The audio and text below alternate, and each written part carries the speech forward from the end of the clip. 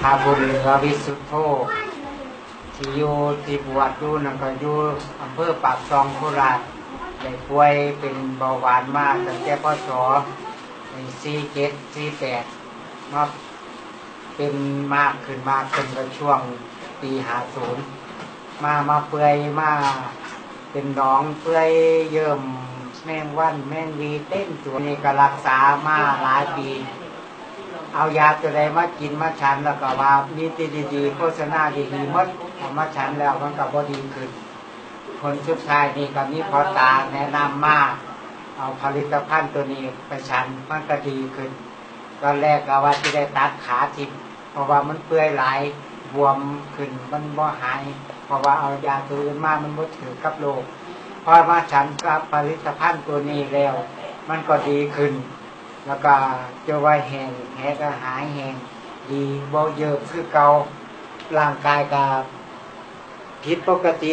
คือแต่ก่อนนี่บ่มีแห้งบ่มีกำลังเดี๋ยวนี้มีกำลังฟื้นฟูขึ้นมาหลายแล้วก็บ่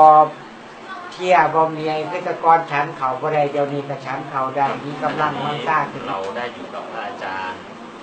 ที่ท่านได้ฉันนักพิวันท่านได้เป็นโรคเบาหวานเปื่อยอาการที่หนักนะครับแล้วก็เป็นอีกโรคหนึ่งนะครับก็คือความดันนะครับซึ่งพระอาจารย์ก็เป็นมานาน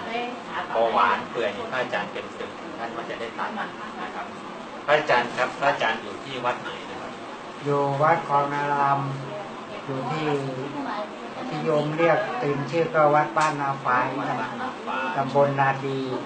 อำเภอหนองแสงจังหวัดอุดรเรานี่แหละครับพระอาจารย์มีฉายาเลยนะครับฉายาวิสุทโธนะครับอายุเท่าไหร่แล้วครับอาจารย์ตอนนี้47 ปีนะครับ47 ปีพระอาจารย์เมื่อก่อนนี่แผลเบาหวานพระอาจารย์เป็นเยอะเลยใช่ไหมเป็นเยอะเต็มตัวเลยเต็มตัวที่หนักที่สุดคือตรงเท้าตรงเท้าเนี่ยมันจะโดนน้ำคือว่าเราเดินบ่อยแล้วทีนี้พวกเป็นเชื้ออะไรต่างๆมันอยู่กับพื้นกับอะไรเนี่ยไปเดินไปเรื่อยบางทีก็ฝนตกแฉะเชื้ออะไรพวกนี้ก็จะมีพวก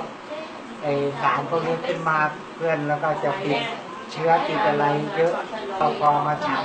ผลิตภัณฑ์ของเรานี่มันก็จะแห้งหายแล้วก็มาหนักอยู่ที่เท้านี่ก็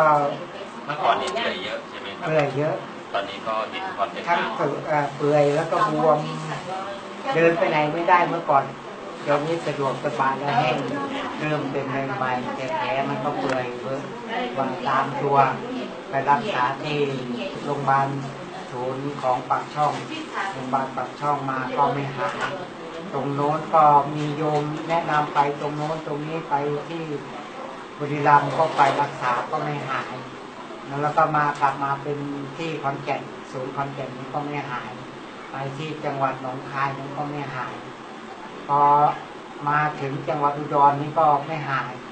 จนมาถึงที่อำเภอหนองแสงแล้วก็มีญาติโยมแนะนำให้มาลองแอปพลิวันแล้วก็เลยดีขึ้นเรื่อยจนหมดไปกล่องนึงก็เลยแห้งดีหายแพ้หายเบาหวานก็ลด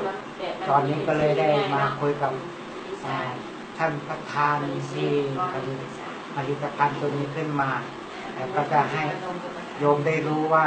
อันนี้ไม่ได้โกหกเป็นของจริงพูดจริง100%เลยคือคำยืนยันของพระอาจารย์นี้เราก็ขอนะครับให้พระอาจารย์พิจารณาก่อนเดี๋ยวให้พระอาจารย์ดีขึ้นเราก็จะมาขอให้พระอาจารย์บอกเราอีกทีนึงนะครับสวัสดีครับ